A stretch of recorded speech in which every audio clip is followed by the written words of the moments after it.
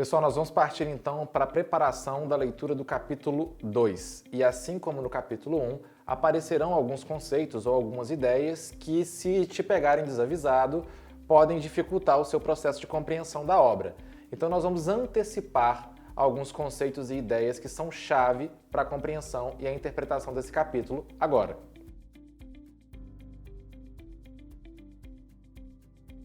O primeiro conceito ao qual o Bauman faz referência no capítulo e que se repete ao longo das páginas é o conceito de homossexuais. Logo de cara é importante desfazer uma possível confusão que venha surgir na sua cabeça. Embora sonoramente a pronúncia se pareça com homossexual, as ideias não coincidem, não são a mesma coisa.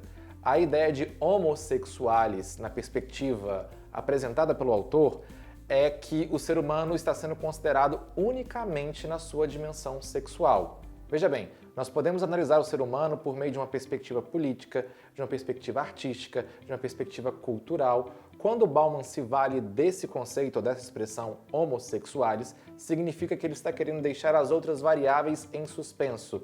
É como se, para a análise de um fato específico, nós não estivéssemos considerando a economia, a política, a cultura e estivéssemos tratando unicamente da vida sexual do ser humano.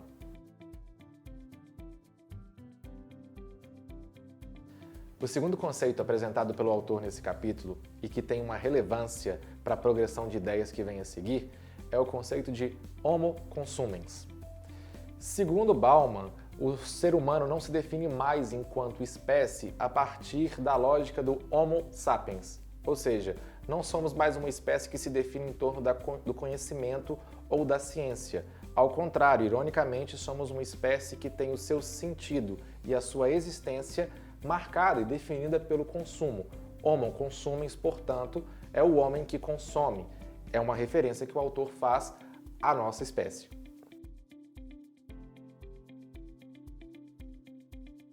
Um terceiro conceito, que também tem importância para o desenvolvimento do capítulo 2, é a ideia de homo ou econômicos. Se você compreendeu bem a ideia de homo consumens, não terá dificuldades para apreender esse conceito agora. Quando Bauman faz referência à ideia de homo ou econômicos, ele quer justamente que sejam considerados os aspectos estritamente econômicos da vida humana.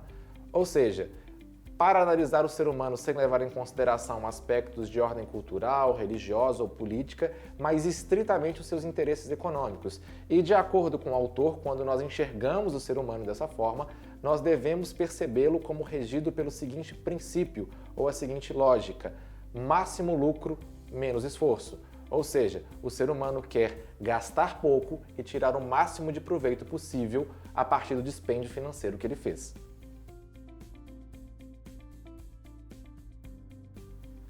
Pessoal, é importante que vocês levem em consideração que esses três conceitos, homossexuais, homo consumens e homo ou econômicos, são outro exemplo da capacidade de expressão literária do Bauman.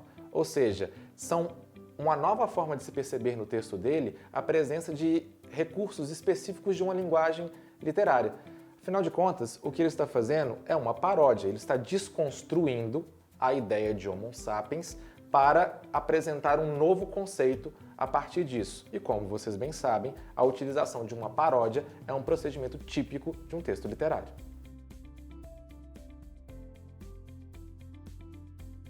O quarto e último ponto, que é importante que seja antecipado para vocês, a fim de garantir uma experiência de leitura mais fluida e proveitosa, é a ideia de sublimação.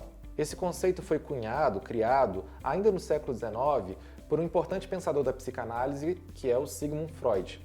Para Freud, a sublimação é absolutamente necessária e indispensável para a constituição da civilização enquanto tal.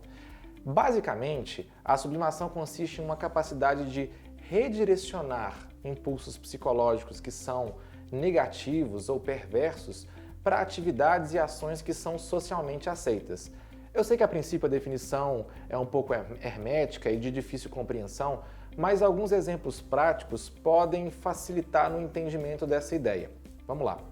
Imaginem um indivíduo que tem uma certa fixação por manipular lâminas ou cortar carne e que, evidentemente, vai ser percebido a princípio como um indivíduo potencialmente perigoso do ponto de vista social. Afinal, ele tem todos os traços de personalidade para ser enquadrado em um caso de psicopatia. No entanto, esse mesmo indivíduo pode encontrar uma forma socialmente aceita de dar vazão a esse desejo. Ele pode, por exemplo, se transformar em um médico cirurgião que manipula instrumentos pérfuro-cortantes e que consegue, assim, rasgar a carne. Só que esse ato de rasgar a carne enquanto médico cirurgião é aceito socialmente.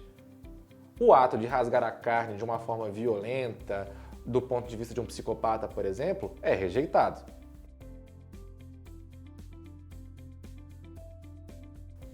Pessoal, diante desse conjunto de conceitos, homossexuais, homoconsumens, homo-econômicos e a ideia freudiana de sublimação, vocês têm recursos suficientes para enfrentarem esse segundo capítulo do livro.